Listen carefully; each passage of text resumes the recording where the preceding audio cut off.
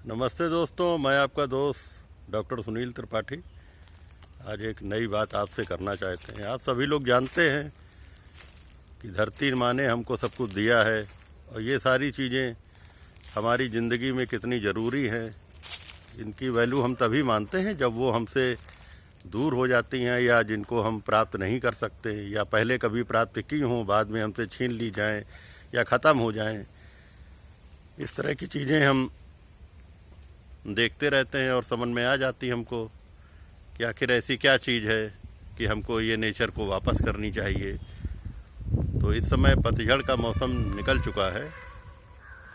खेतों में बहुत सारी पत्तियां पड़ी हुई हैं, ढेर सारी पत्तियां पड़ी हुई हैं, हर पेड़ के नीचे पत्तियां पड़ी हुई हैं। इन सारी पत्तियों को हम बहुत अच्छी एक ह्यूमस में बदल सकते हैं। इस ह्यूमस में बदलने के लिए हमको दोस्तों करना सिर्फ इतना होगा कि इन पत्तियों को उसी मिट्टी में खुरपी के द्वारा या हल के द्वारा किसी भी मैकेनिकल तरीके से उन्हीं में हम इसको मिला दें। और जो लोग घर में गार्डनिंग करते हैं, छोटे छोटे गमलों में लगाते हैं पौधे, टेरेस गार्डन बनाते हैं, उन लोगों के यहाँ अगर इस तरह से पौधे की पत्तियां गिरी हों तो उसको फेंके ना, उसको रख लें और मिक्सी में उसको पीस लें।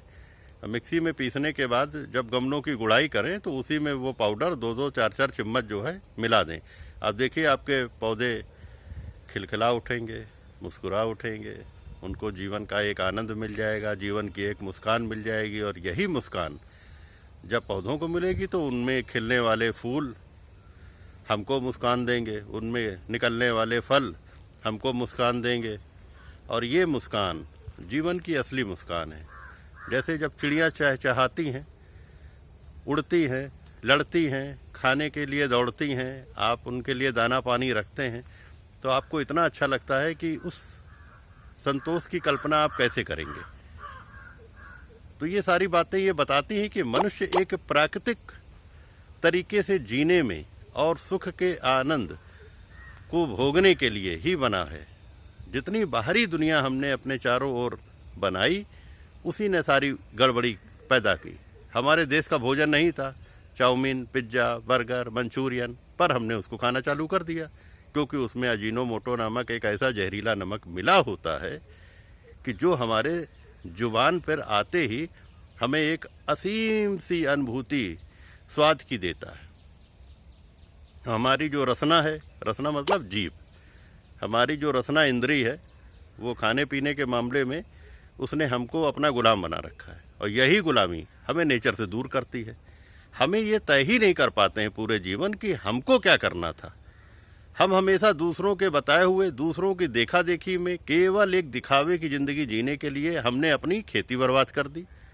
हाइब्रिड चीज़ों को लाके, रासायनिक चीज़ों को लाके हमने अपना पहनावा बर्बाद कर दिया, हमने अपना खान पान बर्बाद कर दिया, हमने अपने विचार बर्बाद कर दिए।